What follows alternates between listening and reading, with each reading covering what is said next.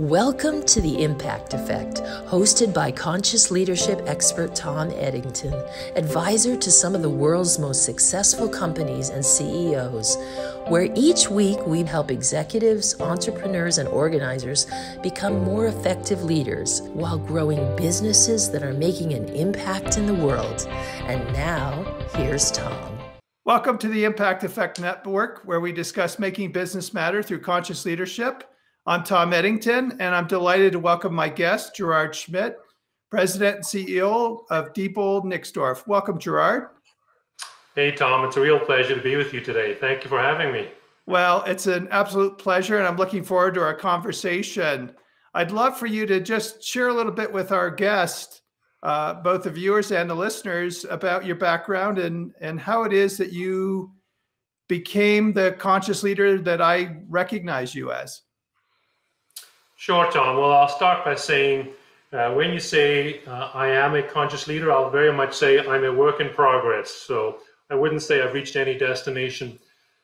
So I am currently, as you said, President and CEO of Diebold Nixdorf. We're the world's largest ATM provider. We generate about $4 billion of revenue with 23,000 employees across 60 countries across the world. And it's been a fascinating time to be a leader, especially in light of COVID. A little bit about my own journey and my background. As a result of my strange accent, you can probably figure out that I grew up in South Africa. I've lived and worked on every continent other than Antarctica, and I've had the pleasure of being in management consulting, in banking, in technology, and for the past 20 years, I've worked at the intersection between technology and financial services. And I've been a public company CEO for coming up on a decade now. And what I noticed in terms of my own journey is that, I classically started off leadership by leading with my brain, leading from a position of technical strength. And I quickly realized how flawed that approach was. And probably better said, I probably didn't quickly learn. It probably took me several hard lessons to learn that. I then started to develop skills in leading people and large groups of people, and certainly learned that there's an important aspect of setting a vision to be a true leader. And that carried me through life up until probably my mid-40s. And then I had some events going on in my life where all of those supposed skills that I'd been building up turned out to be completely without any real substance. And it caused me to take a real step back, to be introspective at looking at my core and who I was as an individual. And it was from that position that I developed a much stronger sense of self and a much stronger sense of what it meant to be a conscious leader these days. And when I think about conscious leadership, there's really four themes that resonate for me personally. The first is this idea of being present. And at least for me, that's not always the easiest thing to do. But being present for me means being very self-aware of what's going on in our organization, being very keenly attuned to what our employees are saying and feeling, being very attuned to what our customers are saying or doing. Same holds true for our investors. And really being much more aware of what factors I control and what factors I don't control. And the one thing that COVID has taught me in spades is how little I actually control. So this idea of being present has been so important for me at being able to cope with the dynamism of what COVID has delivered. The second major theme that comes up for me on this theme of conscious leadership is this idea of courage. In my line of work and in yours, we all need to make very difficult decisions, and it's often human nature to shy away from those difficult decisions. And for me, a conscious leader is one that's willing to step into the proverbial arena and make those difficult decisions and have the courage to do so. And then the third idea that works for me when I think about conscious leadership is this notion of vulnerability. Now, I'm a huge fan of Brené Brown's work and her Dare to Lead work. And this idea of being able to step into the corporate world and express vulnerability resonates very deeply for me. I know that in my earlier years when I was leading, vulnerability was the one thing I shied away from. I would have the proverbial power suit on. I'd always have my collective shit together and always know all the answers. And I've realized just how flawed that mindset is. And right now, I'm much more in the headspace of saying, being able to share with my colleagues that I don't have an answer to something, I'm fearful, I'm worried, just brings out the humanity of who I am as a leader. And I'm finding that we're getting far more collaboration, support, and buy-in from that approach. And then the fourth theme that resonates for me around conscious leadership is much more on the leadership side of things than on the conscious side of things. Because so much of consciousness is about tapping into one's heart. And for me, on the leadership dimension, it's about how do we combine the head and the heart? How do we apply deep analytics to make wise, data-driven decisions, given the chaos that's out there? And what I try to do in my own practice is marry those two and not simply weigh or lean too far in one direction or the other. Well, thank you for sharing that perspective and your what I'll call definition of conscious leadership. Those are four essential pieces from my experience of what enables a leader to truly be conscious. And I'd love to dig into some of that a little bit more, if that's all right with you. Sure. So when you talk about vulnerability and Brene Brown's work, I too am a huge fan of her work, and she's given not just leaders, but the general public a huge gift in her research around vulnerability. And I'd love to hear you talks about vulnerability and how you go to what I'll call appropriate vulnerability. There are things that it's just not appropriate for you in the business setting or as a leader to share, but how do you make that distinction? Boy, that's a great question, and I don't know that I have a wise answer there, Tom. As we said at the beginning of the show, part of what took me on this own journey was deep introspection around the areas of myself that needed deep exploration. And it's those areas that, quite frankly, I'm not about to get into any great discussion around with my colleagues. That's not appropriate. But what I've tried to do is focus on what are my lessons learned from looking at those areas, and how do I relay those into the workplace. So I know that I shied away in the past from being able to consciously admit weakness. Now I'll try and lean into being declarative on when I have no idea how something's going to play itself out. And I think that's how I try and get that balance right.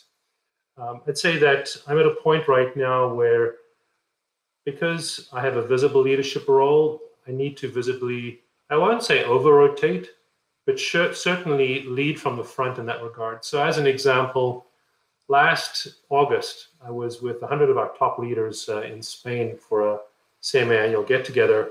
And typically we talk about business strategy, the financial health of the company, where we're going, all those typical things. And instead, I decided to focus on much more of the conversation around courageous, vulnerable leadership, because in my view, it's actually what we're going to need as a leadership team to fuel our success over the next several years. And in order for me to be convincing, I needed to help my team understand more about myself, the human being, not what went on in my head, but what goes on in my heart. And I shared what fuels me. I shared that when I'm typically on the road 100 flights a year, I have guilt at night being away from my kids and away from my wife. When I'm working so hard for the betterment of the company, I'm making trade-offs in other parts of my life that I don't always care for. And just being able to be vulnerable about those things that really keep me awake at night was a very powerful moment for me and for our team. And I think that's how I try and get the balance right. But as I said, it's a work in progress. Well, I'm just curious.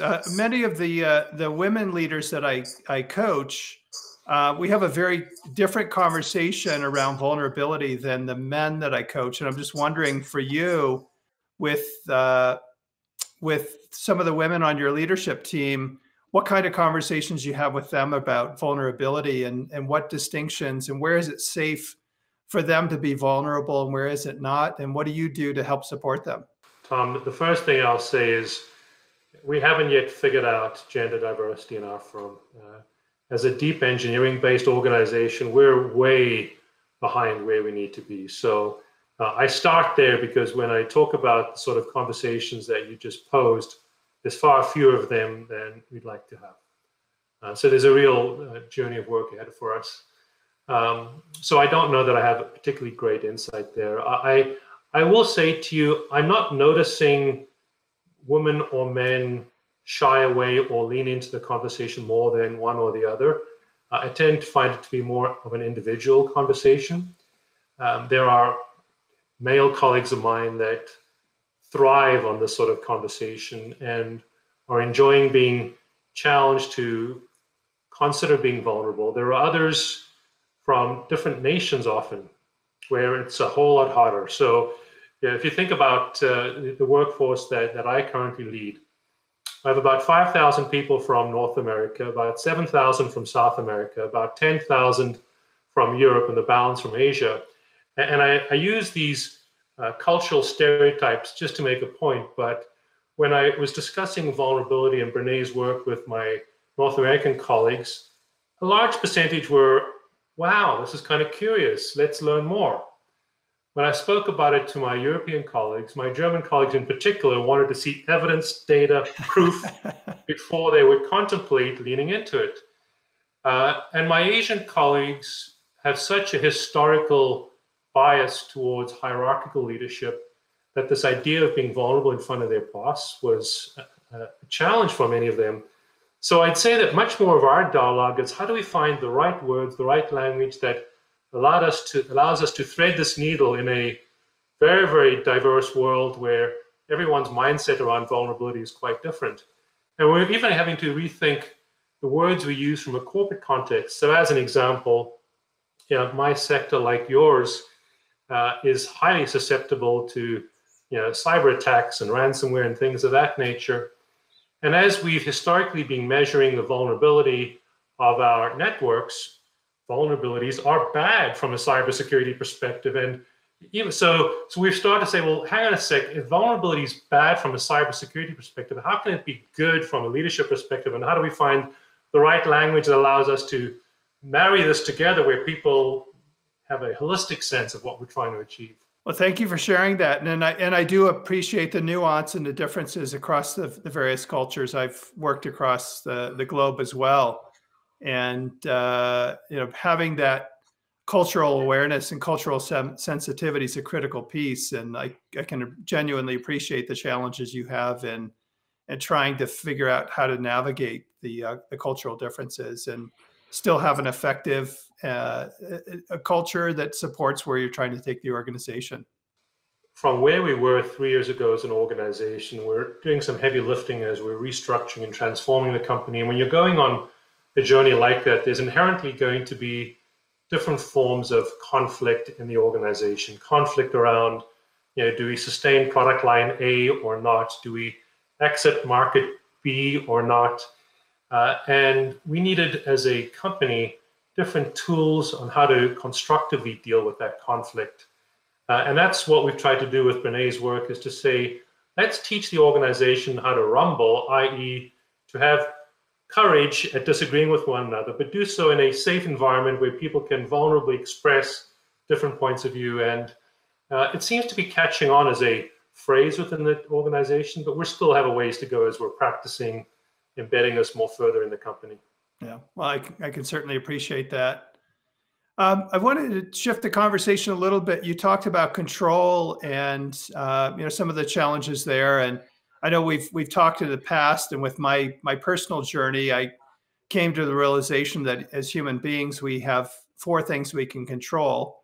We can control our thoughts, we can control our feelings, we can control our actions, and we can control the stories we tell ourselves.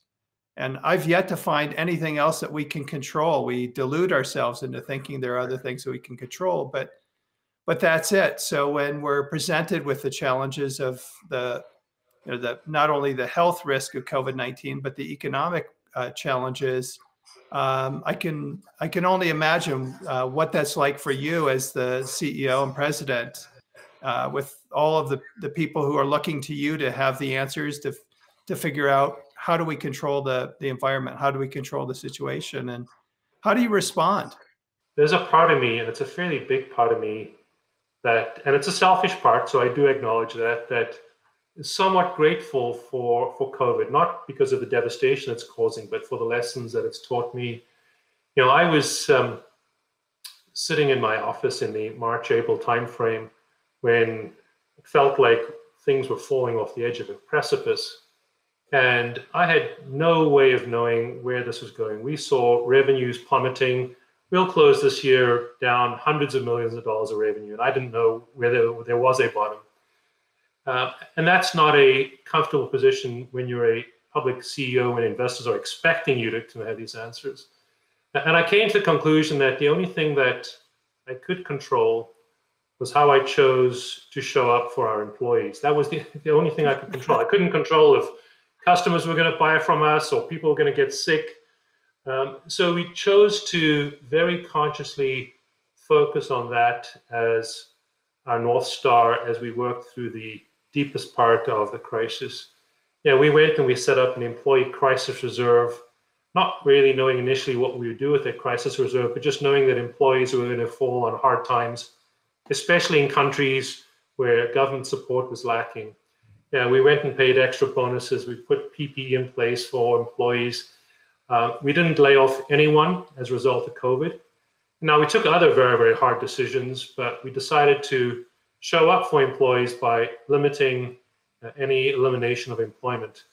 And that was the one thing that I said, this ship may sink for all I know, but if it sinks, we'll go down having tried to do our best for our employees. And that's been helpful because it's given me something to anchor onto, quite frankly, something that I can have some confidence that we're navigating through as life unfolds. And I'd say that we're now at a point where it looks like we're through the worst of things and we can bring a slightly more balanced view to our actions, thinking more about the broader set of stakeholders.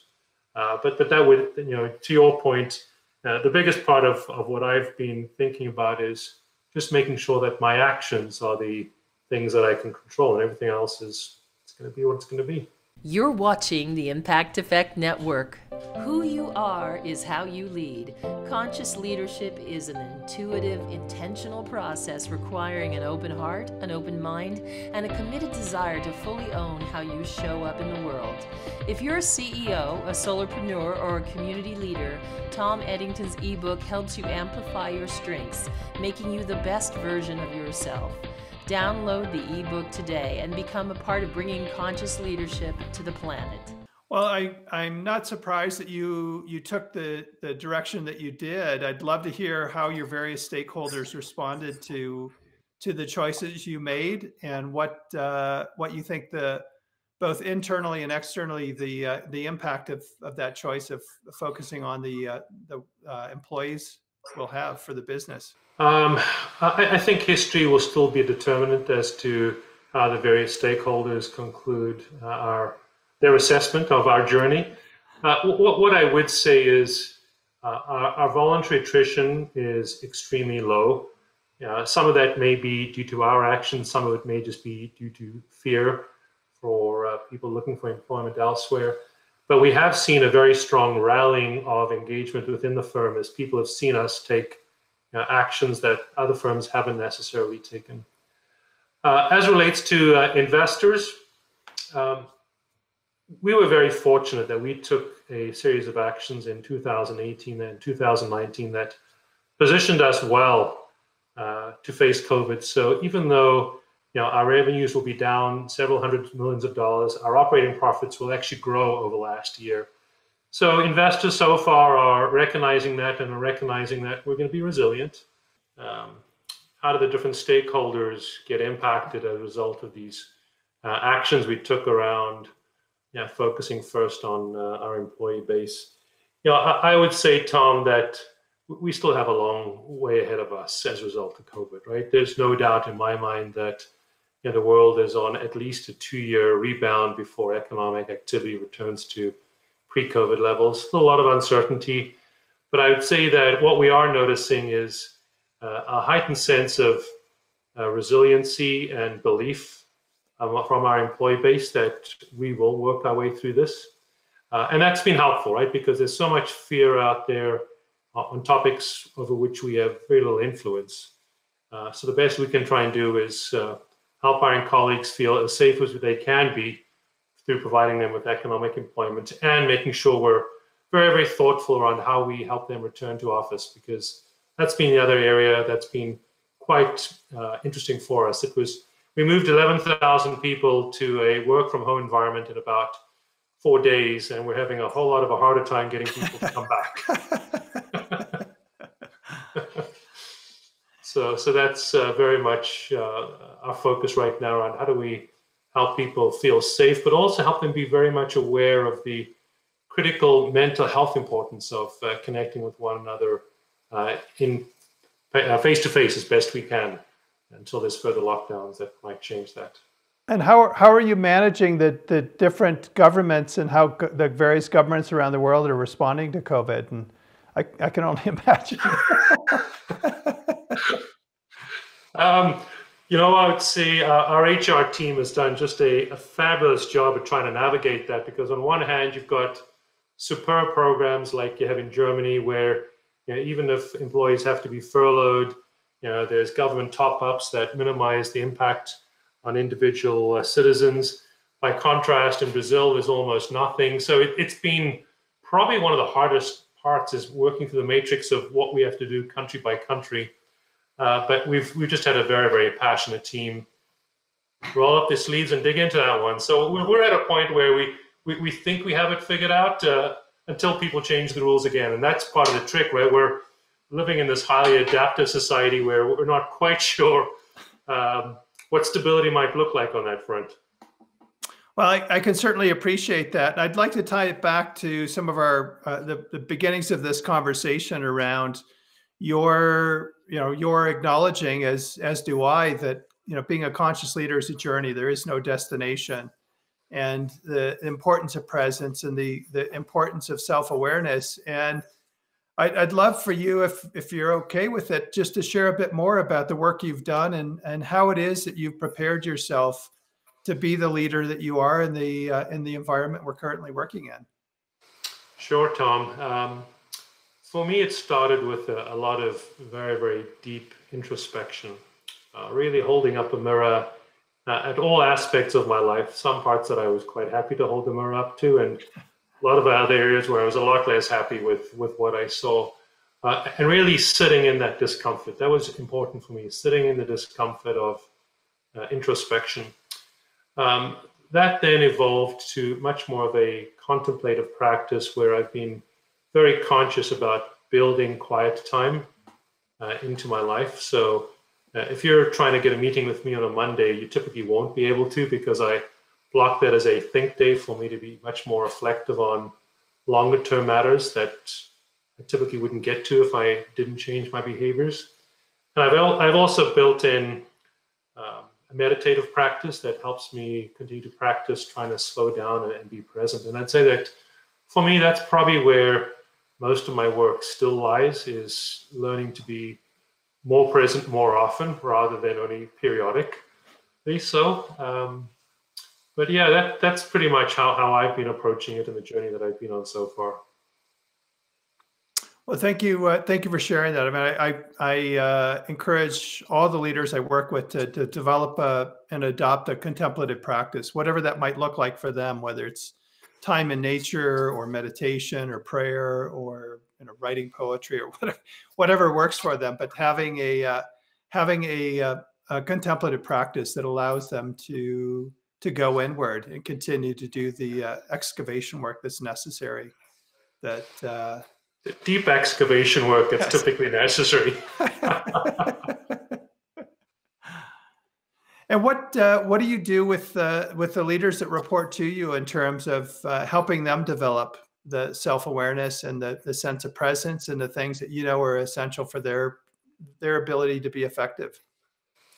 Yeah, that's a great one, Tom, and a tricky one for us, because as you and I both know, anything that's contemplative or reflective is a deeply, deeply personal journey. And all I can do is tell my story in the hopes that it inspires or motivates somebody else to follow. But trying to make that a formal part of an interaction with a subordinate is, I find, tricky for myself.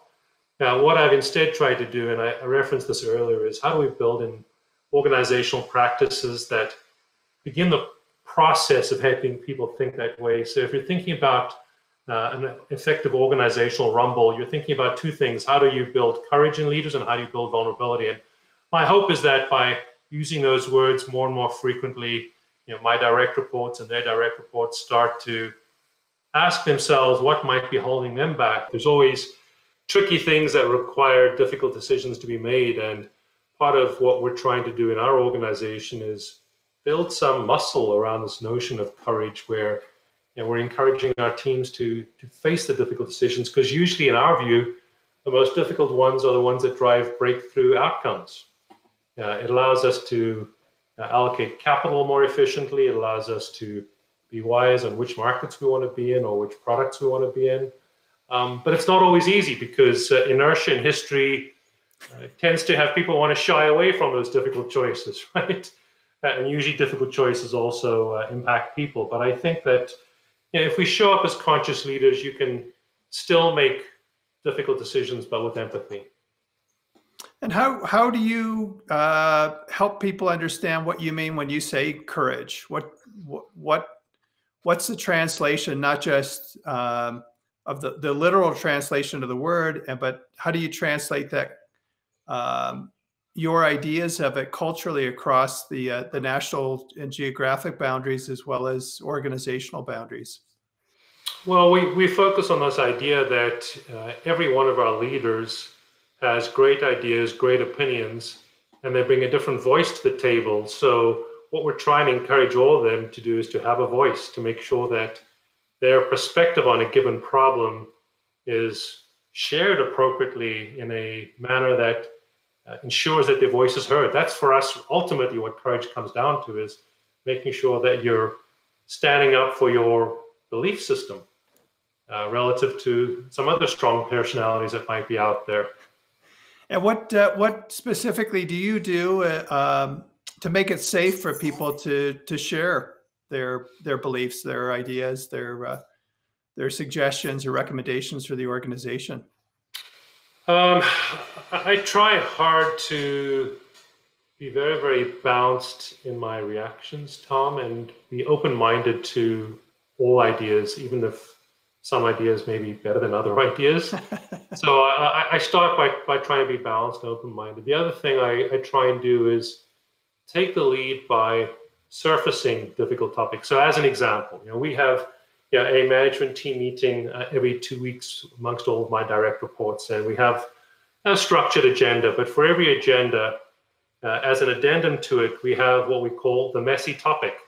And we consciously call it the messy topic. And we say, well, what is the hard thing that we most want to be rumbling on for this particular topic? And what it allows us to do is, in a safe way, put the proverbial elephant on the table for that particular topic. And we put it on the table in advance so that people say, okay, it's fair game to talk about that particular topic. You're watching the Impact Effect Network. Is your team tuned out? Are you looking for a powerful speaker to motivate and inspire your organization? Then Tom Eddington is the choice for keynote speaker at your next conference or event.